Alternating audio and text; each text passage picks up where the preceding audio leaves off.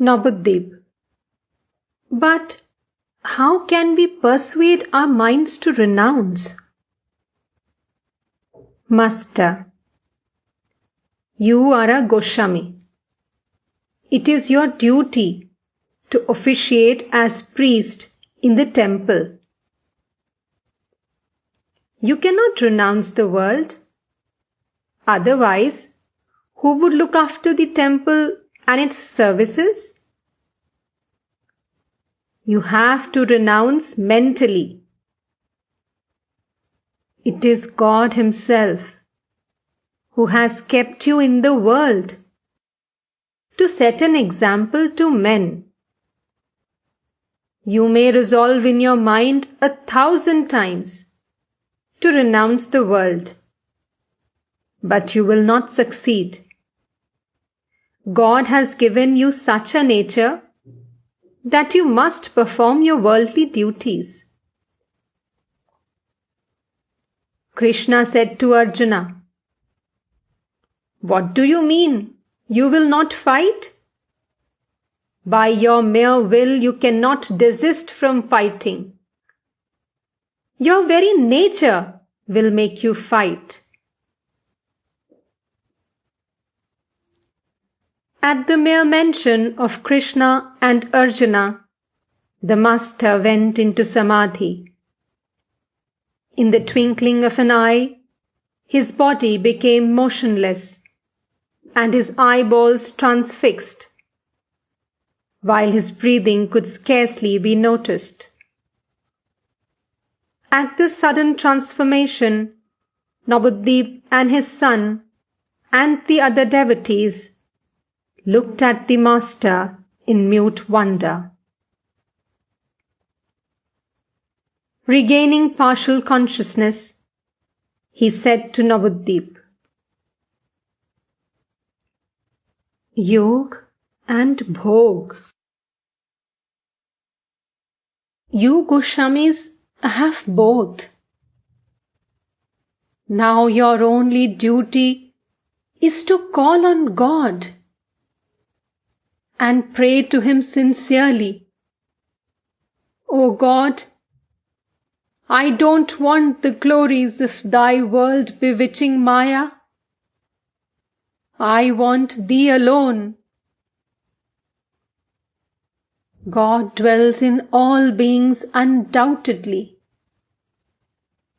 That being the case, who may be called His devotee? He who dwells in God. He who has merged his mind and life and innermost soul in God."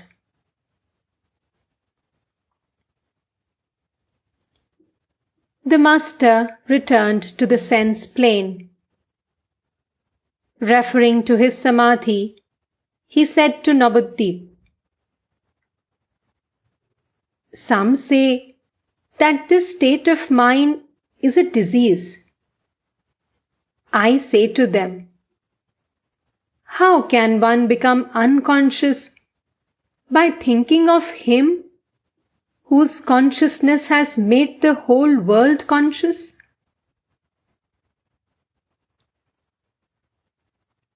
Moni Sen said goodbye to the invited Brahmins and Vaishnavas with suitable gifts of money.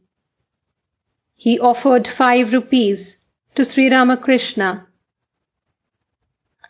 The latter said that he could not possibly accept any money. But Moni insisted. The master then asked him in the name of his guru not to press him. Moni requested him again to accept the offering.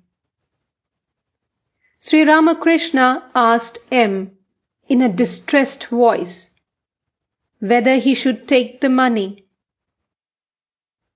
The disciple made a vehement protest and said, "No, sir, by no means." Friends of Moni Sen gave the money to Rakhal. requesting him to buy some mangoes and sweets for the master. Sri Ramakrishna said to M, I have definitely said to Muni that I would not accept the money. I feel free now. But Rakhal has accepted it. His is now the responsibility. Sri Ramakrishna, accompanied by the devotees, took a carriage to return to Dakshineshwar. They were going to pass the temple garden of Mati Seal on the way. For a long time, the master had been asking M to take him to the reservoir in the garden, in order that he might teach him how to meditate on the formless God. There were tame fish in the reservoir. Nobody harmed them. Visitors threw puffed rice and other bits of food into the water, and the big fish came in swarms to eat the food. Fearlessly, the fish swam in the water and sported there joyously. Coming to the reservoir, the master said to M, Look at the fish. Meditating on the formless God is like swimming joyfully, like these fish, in the ocean of bliss and consciousness.